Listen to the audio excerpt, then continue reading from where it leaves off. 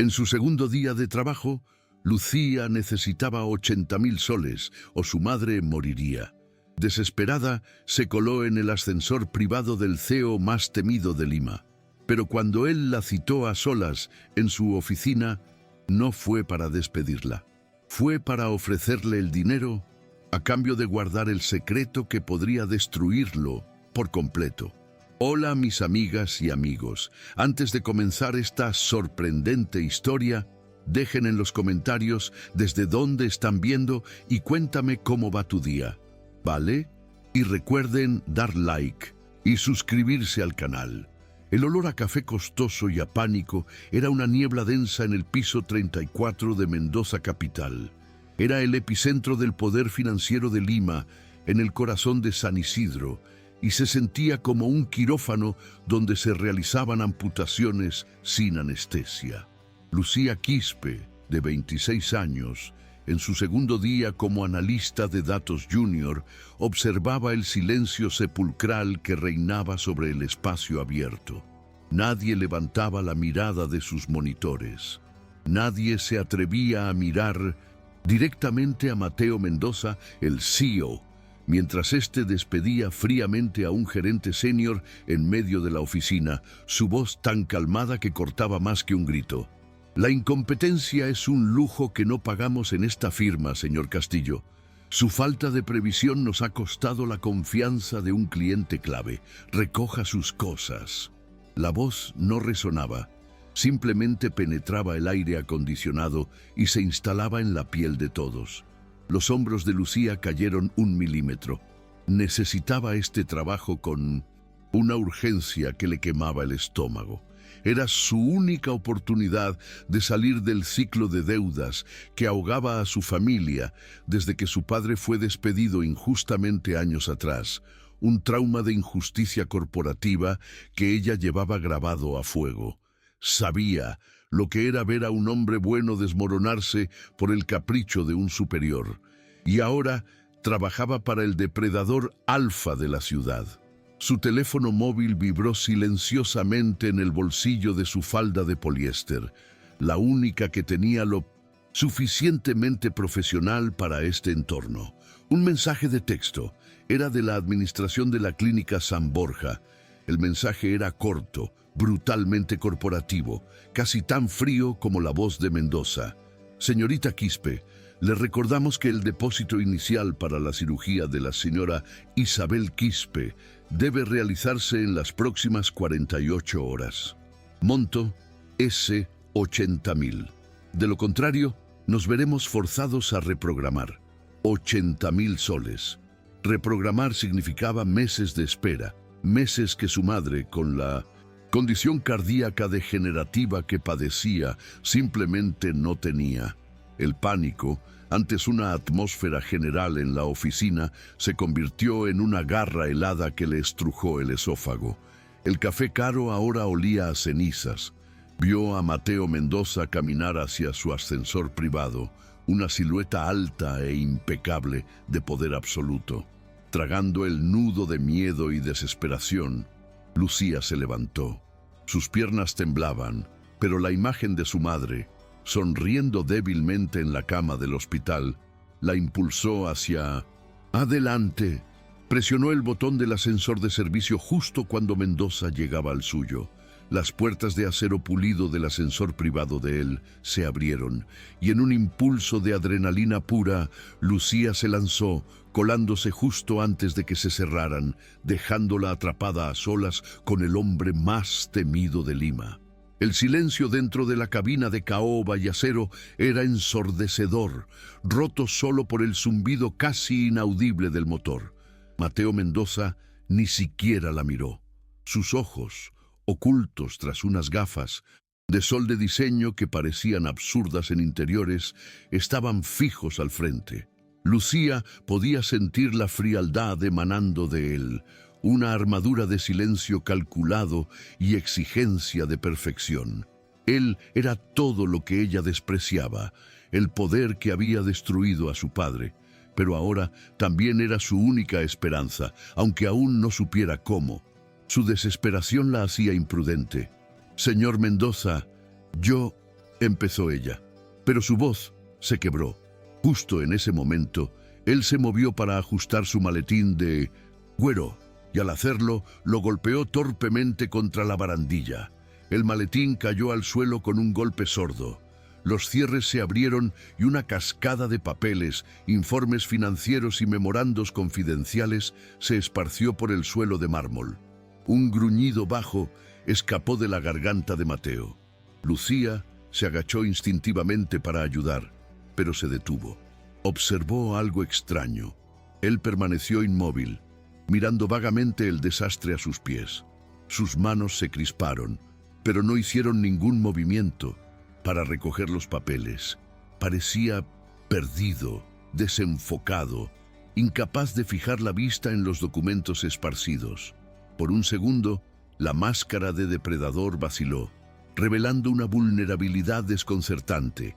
La tensión se espesó. Mateo Mendoza, el titán de las finanzas, estaba visiblemente desorientado por unos simples papeles en el suelo. Finalmente, pareció notar la presencia de Lucía, quien lo observaba con una mezcla de confusión y lástima. Su vulnerabilidad desapareció tan rápido como había llegado, reemplazada por una ira gélida.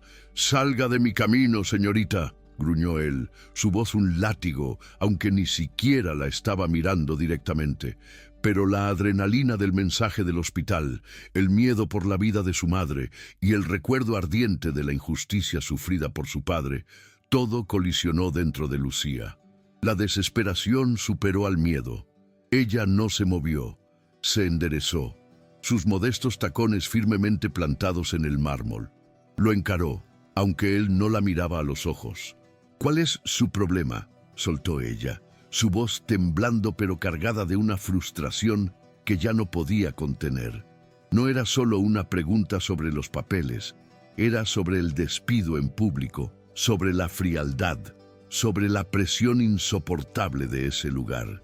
Era una pequeña rebelión nacida de la necesidad absoluta. En ese preciso instante, se escuchó el suave ding del ascensor al llegar al vestíbulo principal. Las puertas de acero pulido se abrieron suavemente, revelando a Beatriz Rojas, la directora de Recursos Humanos, parada justo afuera con una tablet en la mano, su rostro congelado en una máscara de sorpresa profesional al ver a la analista junior, pálida pero desafiante, y al CEO, rígido como una estatua, rodeado de documentos confidenciales esparcidos. Mateo Mendoza se recompuso en una fracción de segundo. La máscara de autoridad impenetrable regresó a su rostro, aunque Lucía notó el temblor casi imperceptible en la mano con la que se ajustó las gafas. Ignoró a Lucía por completo, como si fuera un mueble. «Señorita Rojas», dijo, su voz volviendo a ser hielo puro, «llegaremos tarde a la reunión del comité». Pasó por encima de los papeles y salió del ascensor, dejando a Beatriz y a Lucía en un silencio incómodo. Beatriz Rojas, una mujer que navegaba las políticas corporativas con la precisión de un cirujano, miró a Lucía, luego a los papeles y de nuevo a Lucía. «Señorita Quispe, ¿verdad? Segundo día. Está causando una impresión». No dijo más, pero la amenaza era clara. Lucía, sintiendo que la sangre abandonaba su rostro, se agachó, recogió frenéticamente los documentos y corrió tras ellos, entregándole el maletín a la asistente de Mendoza, sintiéndose segura de que no duraría hasta el almuerzo. Pasó las siguientes 2 horas en su cubículo, incapaz de analizar una sola hoja de cálculo, esperando la inevitable convocatoria de RRHH. Su teléfono vibró de nuevo. Era la clínica.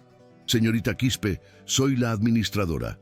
Solo para confirmar, si el depósito no se realiza antes del cierre de mañana, el doctor Ponce no podrá operar. Su cupo pasará al siguiente paciente en lista de espera». La voz era amable, pero la política era inflexible. El sistema de salud privado no esperaba por nadie. El correo electrónico que temía finalmente llegó, pero el remitente no era Recursos Humanos. De Mateo Mendoza. Asunto confidencial. a mi oficina, ahora. El corazón de Lucía golpeaba sus costillas con tanta fuerza que temía que sus colegas pudieran oírlo. Este era el fin. Caminó por la alfombra absurdamente lujosa, cada paso hundiéndose como si caminara sobre arena movediza, recordando vívidamente a su padre, guardando sus efectos personales en una caja de cartón, su rostro gris de humillación. Se juró a sí misma que no les daría la satisfacción de verla llorar. Tocó la imponente puerta de madera oscura. Adelante. La oficina de Mateo era cavernosa, minimalista y estaba dominada por un ventanal que ofrecía una vista panorámica de Lima, desde el caos de la vía expresa hasta el lejano verdor de Miraflores. Sin embargo, las persianas estaban echadas a medias, sumiendo la habitación en una penumbra estratégica. Mateo no estaba detrás de su escritorio. Estaba sentado en un sofá en la zona de estar, lejos de la luz directa, sin sus gafas de sol. Sus ojos, ahora visibles, eran intensos, pero parecían esforzarse por enfocarla. «Cierre la puerta, señorita Quispe». Su voz era diferente a la del ascensor, cansada, despojada de la armadura pública. Él no perdió el tiempo. «Usted notó algo en el ascensor. No me refiero a que se me cayera el maletín. Usted notó que no podía ver los papeles en el suelo». Lucía se quedó helada. No era una acusación, era una afirmación. Intentó negarlo, un murmullo de «no sé de qué habla», pero él levantó una mano. «Ahorrémonos las formalidades. Sufro de una enfermedad ocular degenerativa, ceratocono avanzado. Para términos prácticos estoy funcionalmente ciego sin asistencia muy específica. Mi visión periférica es casi nula y mi enfoque central es poco fiable, especialmente bajo estrés o fatiga». La confesión la golpeó como una bofetada. Este hombre, cuya reputación se basaba en la infalibilidad, en verlo todo, era ciego. «La junta directiva», continuó él, frotándose el puente de la nariz, «está ansiosa por cualquier señal de debilidad. Estamos en medio de la fusión más grande en la historia de esta compañía. Si Sebastián Córdoba, nuestro director de operaciones, se entera de esto, usará la política capacitista de esta empresa para convocar una votación y destituirme antes de que se firme el acuerdo». Lucía lo miró, asimilando la magnitud del secreto. Él era un rey en un castillo de naipes, fingiendo poder ver las cartas. ¿Por qué me dice esto a mí?» Mateo se levantó y caminó hacia su escritorio, moviéndose con una memoria muscular cuidadosa. Abrió un cajón y sacó un documento encuadernado. Lo deslizó sobre la caoba pulida. Era un acuerdo de confidencialidad, NDA, porque usted no solo miró, usted vio mi desorientación, y porque cuando la amenacé, usted me sostuvo la mirada, o al menos, hizo una pausa irónica, la dirección general de mi rostro. Usted no tiene miedo de la manera correcta. Usted, señorita Quispe, está desesperada.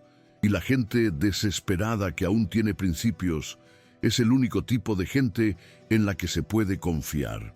Le dio la vuelta al documento hacia la última página. «Necesito que sea mis ojos. Necesito que lea los informes complejos en voz alta para mí. Necesito que analice los patrones de datos que mi vista ya no puede distinguir. Necesito que se siente en reuniones y me describa las reacciones no verbales de la sala.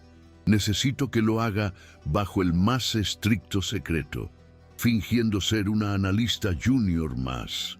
Lucía abrió el documento. Sus manos temblaban. Era un contrato peligroso, un pacto que la ataba al destino de este hombre roto y arrogante.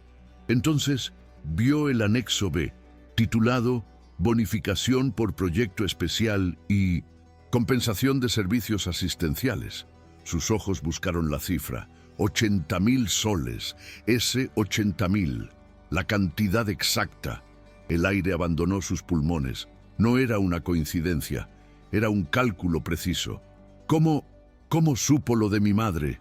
Mateo regresó a las sombras del sofá, su rostro volviéndose impenetrable una vez más. Yo no pago por incompetencia, señorita Quispe. Tampoco la practico.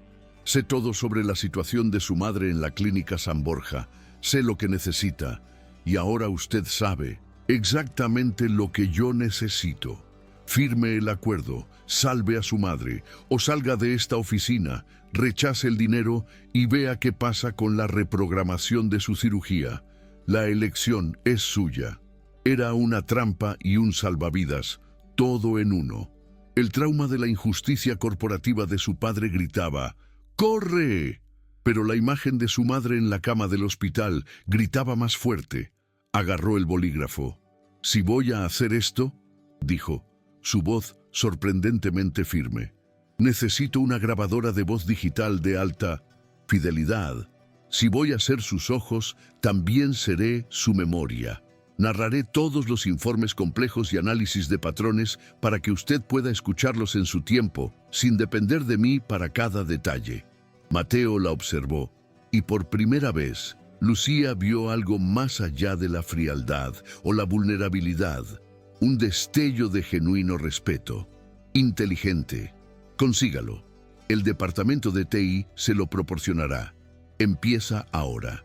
Comenzó así la alianza más improbable en la historia de Mendoza Capital.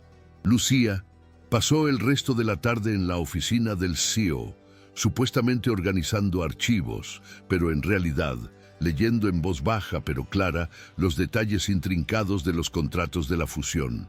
Su habilidad para la analítica de datos, su percepción humana de los patrones, cobró una nueva vida.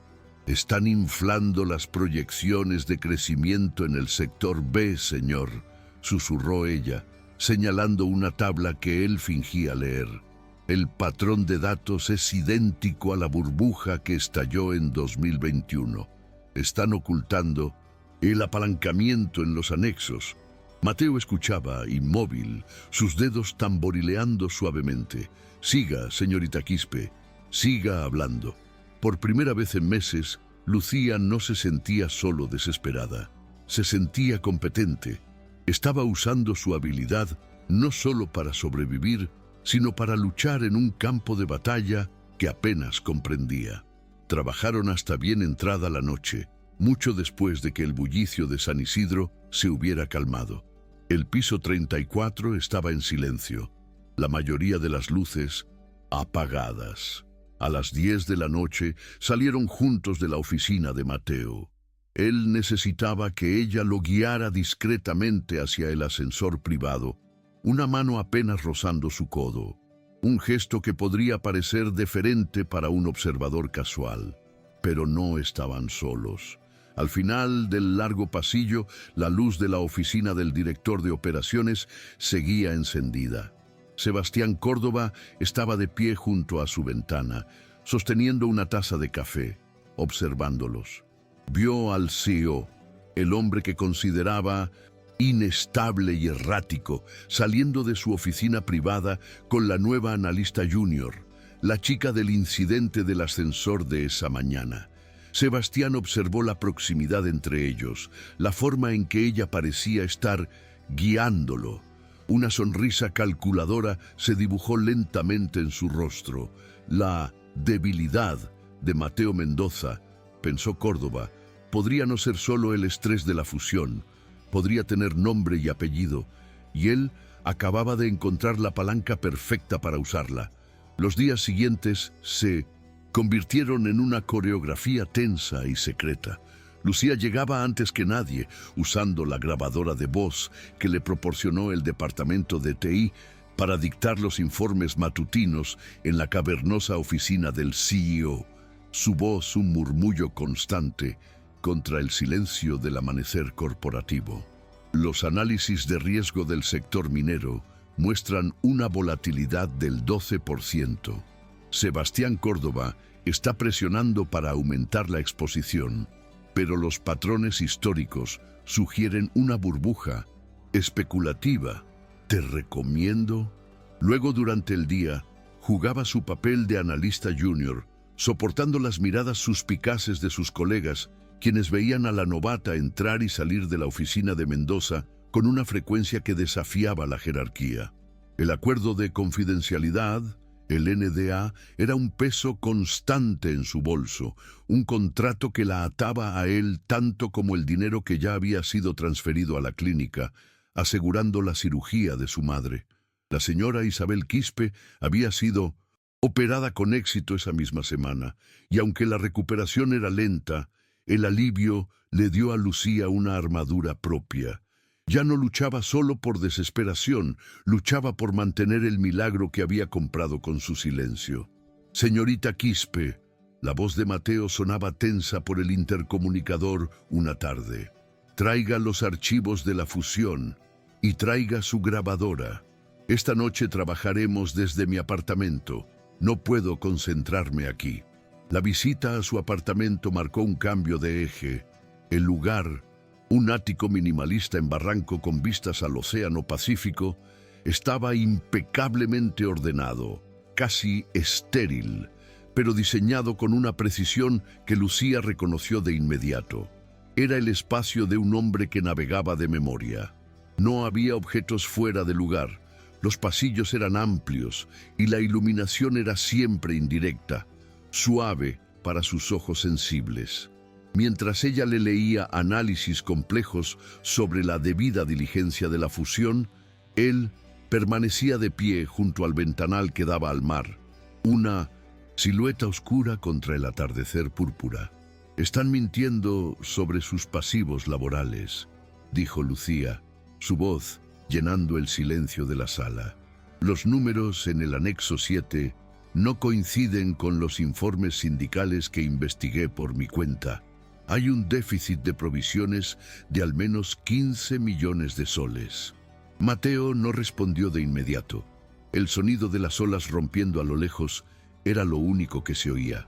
«Mi abuelo fundó esta empresa», dijo de repente, su voz baja, desprovista de la arrogancia del CEO.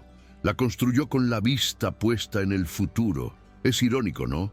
Que yo esté a punto de asegurar ese futuro y ni siquiera pueda leer los rostros de los hombres que intentan engañarme». Era la primera grieta real en su armadura. Lucía apagó la grabadora de voz.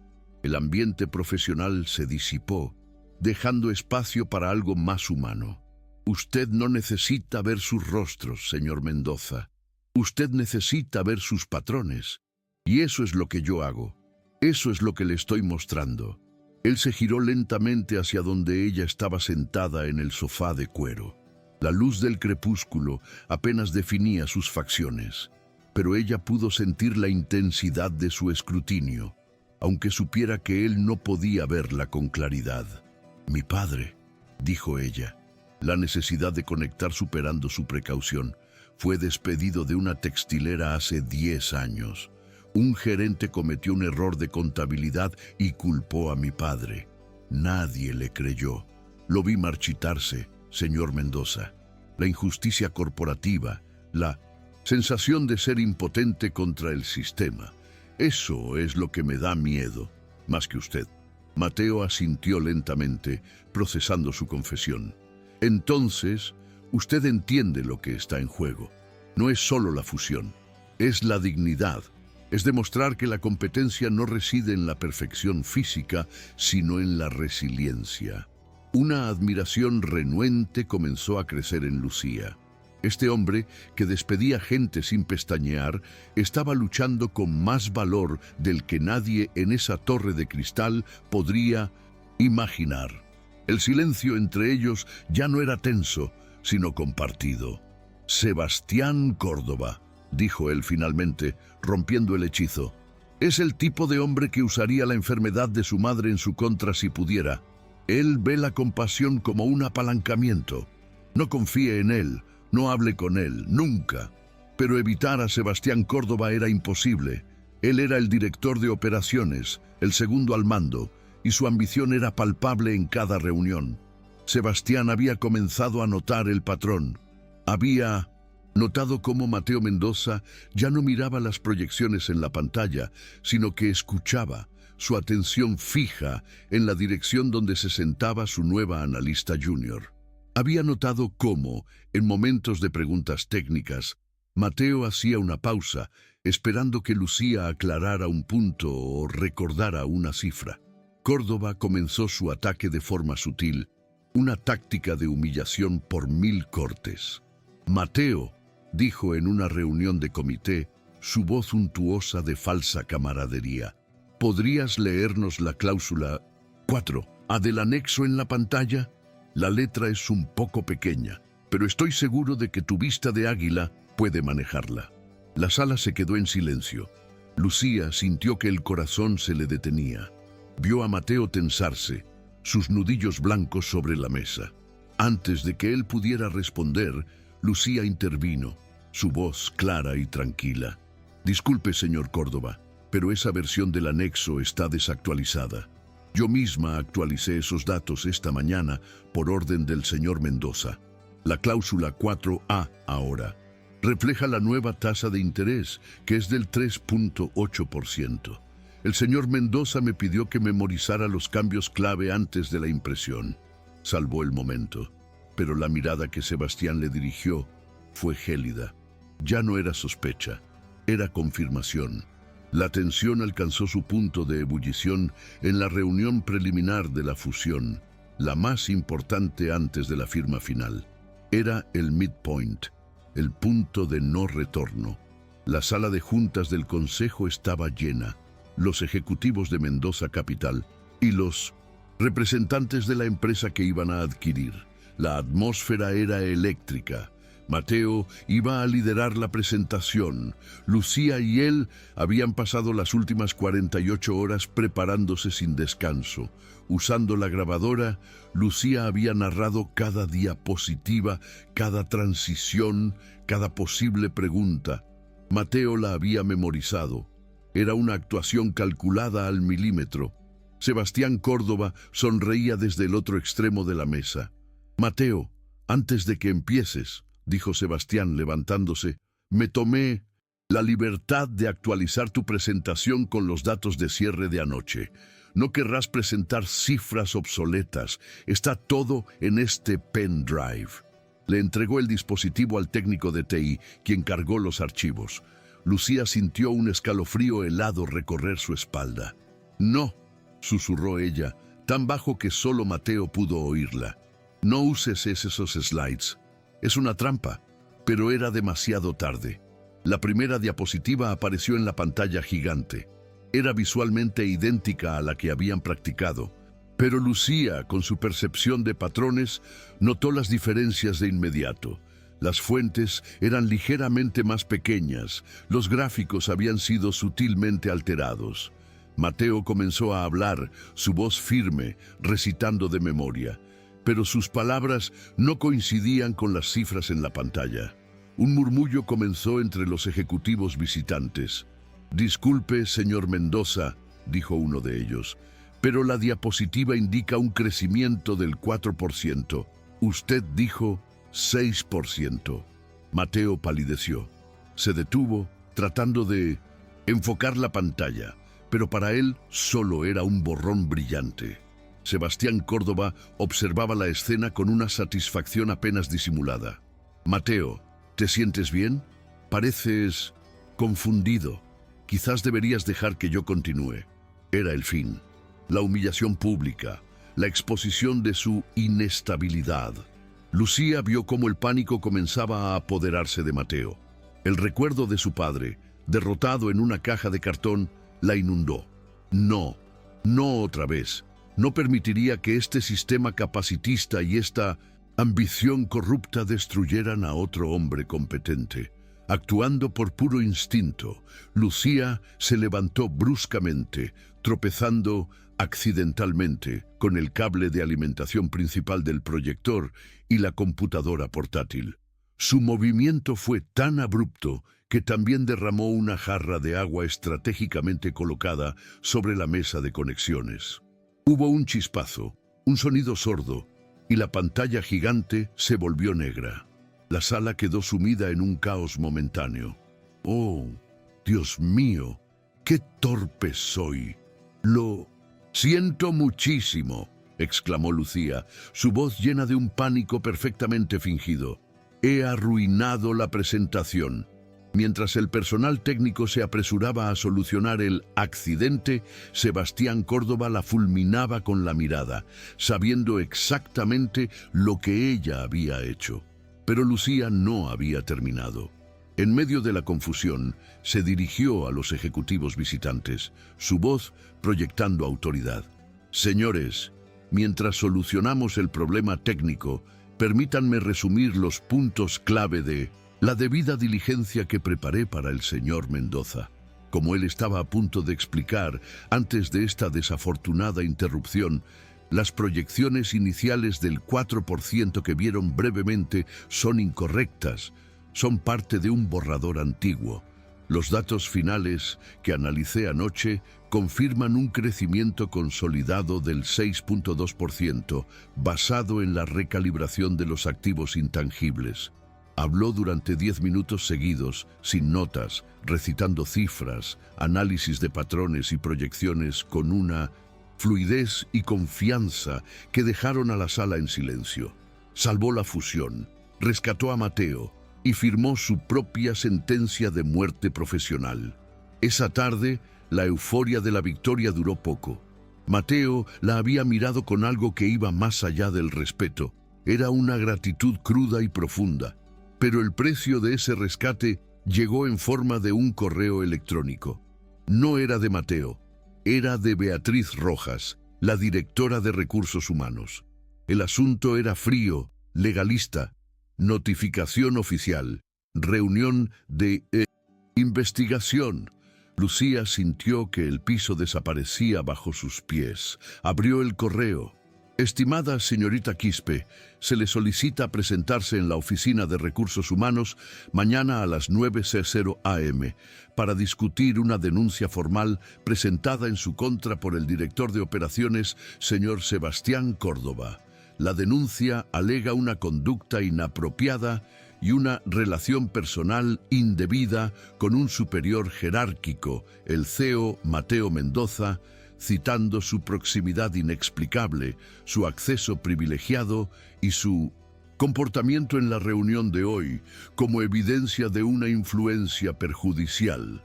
Se le aconseja traer representación si lo considera necesario. Era el ataque directo del antagonista.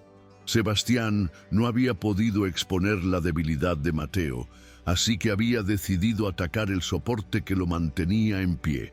Ella. La mañana siguiente, la oficina de Beatriz Rojas en Recursos Humanos se sentía como una cámara de vacío.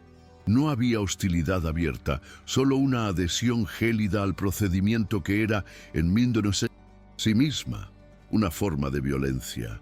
Beatriz, con su traje sastre impecable y su expresión neutral, representaba el sistema en su forma más implacable. La política corporativa que veía cualquier vulnerabilidad física como una debilidad de liderazgo y cualquier relación no estándar como una amenaza legal. Señorita Quispe, comenzó Beatriz, revisando notas en su tablet. La denuncia del señor Córdoba es grave. Cita su presencia en el apartamento del señor Mendoza fuera del horario laboral. Las reuniones constantes a puerta cerrada y, francamente, su interferencia directa en la reunión de ayer. Él alega que usted está ejerciendo una influencia indebida, posiblemente explotando una inestabilidad percibida en el CEO para su beneficio personal. Cada palabra era un clavo en el ataúd de su carrera. Lucía sintió el sabor metálico del pánico. El acuerdo de confidencialidad la amordazaba. No podía decir, él es ciego, yo soy sus ojos. Decir la verdad destruiría a Mateo. Callarla destruiría a ella. Eso no es cierto, logró decir, su voz sonando débil incluso para sus propios oídos. Yo solo estaba asistiendo con la carga de trabajo de la fusión. El señor Mendoza exige un alto nivel de detalle. Beatriz Rojas la miró con una pizca de lástima profesional. Lucía, entiendo que es una posición difícil, pero la óptica es desastrosa. El señor Córdoba tiene un asiento en el consejo. Usted es una analista junior con 2 semanas en la empresa. Hasta que esta investigación se complete y para proteger la integridad de la fusión, nos vemos forzados a ponerla en suspensión preventiva con efecto inmediato. Por favor, entregue su placa de identificación. La humillación fue total. No fue un despido gritado como el que presenció en su segundo día. Fue una ejecución silenciosa. Escoltada por un guardia de seguridad hasta su escritorio, recogió su bolso y su teléfono, sintiendo las miradas de todo el piso 34 sobre ella. Era la novata interesada, la amante, que había volado demasiado cerca del sol. Mientras el ascensor descendía, la misma cabina donde todo había comenzado, vio su reflejo en el acero pulido, pálida, asustada y desempleada. La imagen de su padre, con su caja de cartón, la golpeó con la fuerza de un golpe físico. Había fallado, había permitido que el sistema la masticara y la escupiera, tal como lo había hecho con él. Pasó la tarde en un café barato cerca de la clínica, el olor a café quemado contrastando dolorosamente con el aroma de poder del piso 34. Su madre se recuperaba, pero la suspensión significaba el fin de su salario y las facturas de seguimiento médico ya se estaban acumulando. El sistema de salud privado no ofrecía tregua. Estaba de vuelta en el punto cero, pero peor, ahora estaba marcada. Su teléfono vibró, sacándola de su miseria. Un número desconocido. Contestó. Lucía. La voz de Mateo era tensa, un susurro urgente. Estoy en la sala de firmas, la reunión final. Sebastián acaba de convocar una reunión de dirección. Emergencia del Consejo para esta tarde para destituirme, usando tu suspensión como prueba de mi incompetencia. Pero antes de eso, está intentando forzar la firma. Hizo una pausa, y Lucía pudo oír el pánico controlado en su respiración. Han cambiado el texto del contrato. Córdoba me pasó una nueva versión impresa hace 10 minutos, alegando ajustes menores de último minuto. Lucía, no puedo leerlo. Es diferente al que practicamos. Me están presionando para firmar ahora. Siento su mirada sobre mí. Sé que es una trampa. Lucía cerró los ojos. La caída era completa. Sin ella, Mateo estaba ciego y acorralado. La cirugía de su madre, la deuda, la humillación de su padre, todo se cristalizó en un solo punto de furia fría. Esta ya no era una lucha por necesidad de dinero, esta era una lucha por principios. Sebastián Córdoba no solo era ambicioso, era corrupto y había subestimado a la analista de datos que veía patrones donde otros solo veían números. No firmes nada, dijo Lucía. Su voz ahora dura como el acero. Gana tiempo. Provoca una discusión sobre la tasa de interés, cuestiona la cláusula de indemnización. Voy para allá. Colgó antes de que él pudiera responder. Corrió a su apartamento, con el corazón latiéndole en la garganta. Estaba suspendida, vetada del edificio. Pero Sebastián había cometido un error crucial. Había asumido que ella era solo los ojos de Mateo. No había considerado que también era su cerebro. En su prisa por suspenderla, RRHH no había revocado su acceso remoto al servidor. Era un descuido que le costaría caro. Se sentó ante su modesta laptop, sus dedos volando sobre el teclado. Ignoró los archivos de la fusión y se centró en un objetivo: Sebastián Córdoba. Buscó sus registros de servidor, sus correos electrónicos enviados, sus archivos borrados. Buscó patrones, y allí lo encontró. No era solo una toma de poder, era un sabotaje coordinado. Encontró una cadena de correos electrónicos encriptados, enviados desde una cuenta personal de 1900 Córdoba a un ejecutivo de una firma rival. Sebastián no solo estaba tratando de hacer que Mateo pareciera incompetente, estaba filtrando activamente información estratégica para devaluar la fusión, con la intención de que colapsara, para luego liderar una compra hostil de las acciones de Mendoza Capital cuando estuvieran en su punto más bajo. El pendrive de la presentación no era solo para exponer la ceguera de Mateo. Contenía datos deliberadamente falsificados para matar el acuerdo en la sala. Grabó todo en un solo pendrive limpio. Era la prueba. Miró el reloj. La reunión de emergencia del consejo ya había comenzado. El auditorio principal estaba lleno. El consejo de administración, los altos ejecutivos y los asesores legales ocupaban las primeras filas. Sebastián Córdoba estaba en el podio, su rostro una máscara de grave preocupación, su voz resonando con falsa solemnidad. Damas y caballeros del consejo, es con gran pesar que presento esta moción.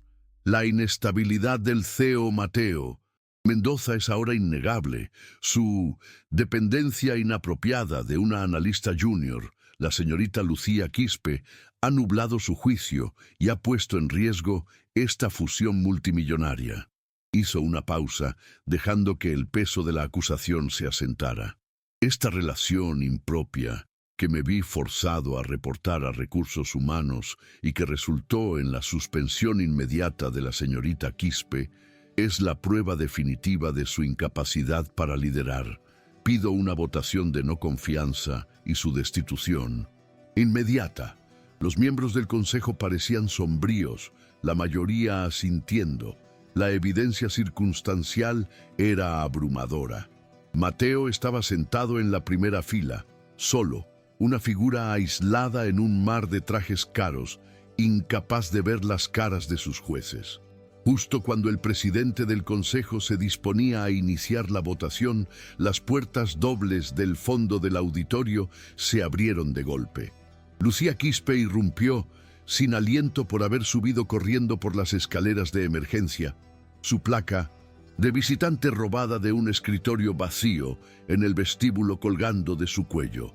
¡Seguridad!, gritó Sebastián, su compostura rompiéndose por primera vez, su rostro pálido de ira. ¡Saquen a esta mujer de aquí! ¡Está invadiendo! ¡Está suspendida! Dos guardias de seguridad uniformados se movieron rápidamente por el pasillo para interceptarla. Pero Lucía no se detuvo. Ignoró a los guardias, sus ojos fijos en el escenario, su mano agarrando el pendrive en su bolsillo. ¡No la toquen! La voz de Mateo retumbó por los altavoces, un trueno que congeló a todos en sus asientos. Golpeó la mesa con el puño cerrado y se puso de pie lentamente, girando hacia el sonido de los pasos de Lucía. Agarró el micrófono del atril frente a él. «Deténganse», repitió más bajo, pero la autoridad en su voz era absoluta. Los guardias se detuvieron. Sebastián estaba lívido. «El señor Córdoba», continuó Mateo, su voz resonando en el silencio total, «tiene razón en una cosa. He estado dependiendo de la señorita Quispe». Sebastián sonrió, un gesto triunfante. Era la confesión que necesitaba.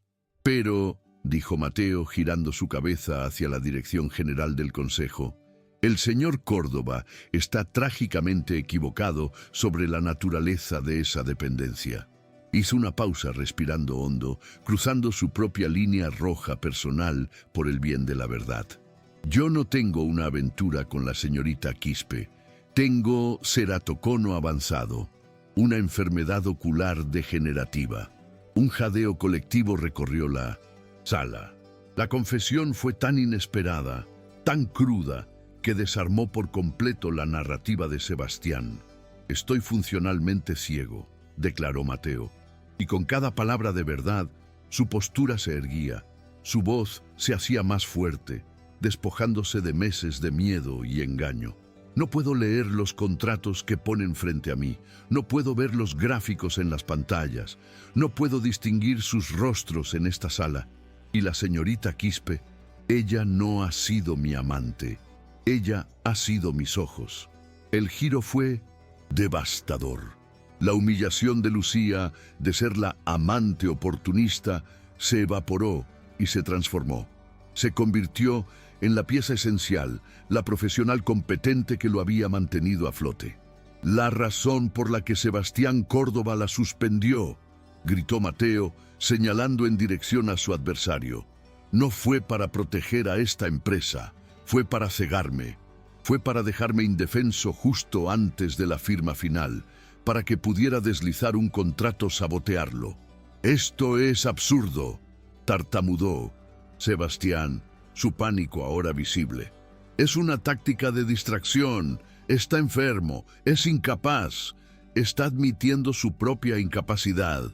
Antes de que pudiera continuar, Lucía había llegado al podio, conectando ágilmente su pendrive al proyector.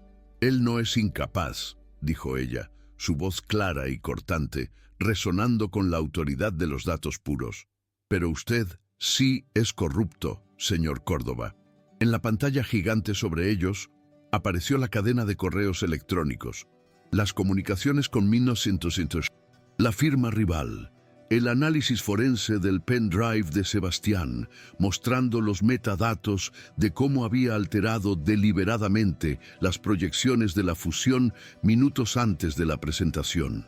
«Sebastián Córdoba», explicó Lucía con calma, mientras el consejo leía la traición en tiempo real. No solo intentó explotar la condición del señor Mendoza para tomar el control, intentó activamente sabotear esta fusión multimillonaria para devaluar la compañía en colusión con nuestros competidores.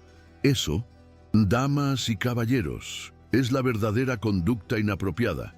Eso es la verdadera inestabilidad. La resolución fue rápida. La evidencia era irrefutable. Sebastián Córdoba fue destituido por unanimidad y escoltado fuera del auditorio por los mismos guardias que habían intentado detener a Lucía. El presidente del consejo se aclaró la garganta, mirando a Mateo con una nueva expresión, una mezcla de conmoción y respeto. «Señor Mendoza, su condición debería habérnoslo dicho». Mateo asintió. «Sí, debería haberlo hecho. Mi liderazgo no se basa en la infalibilidad, sino en la adaptación, y hoy propongo liderar con total transparencia, empezando por aprobar la fusión, esta vez con los datos correctos, y promoviendo a la señorita Quispe a gerente de proyectos estratégicos, donde su percepción se convierta en el mayor activo de esta firma». 6 meses después, el piso 34 de Mendoza Capital era un lugar diferente.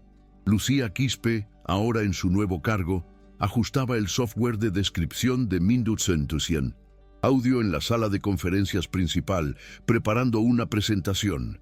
El ambiente ya no estaba cargado de miedo, sino de un respeto más tranquilo. Mateo Mendoza se unió a ella, moviéndose con confianza. Ya no ocultaba su condición.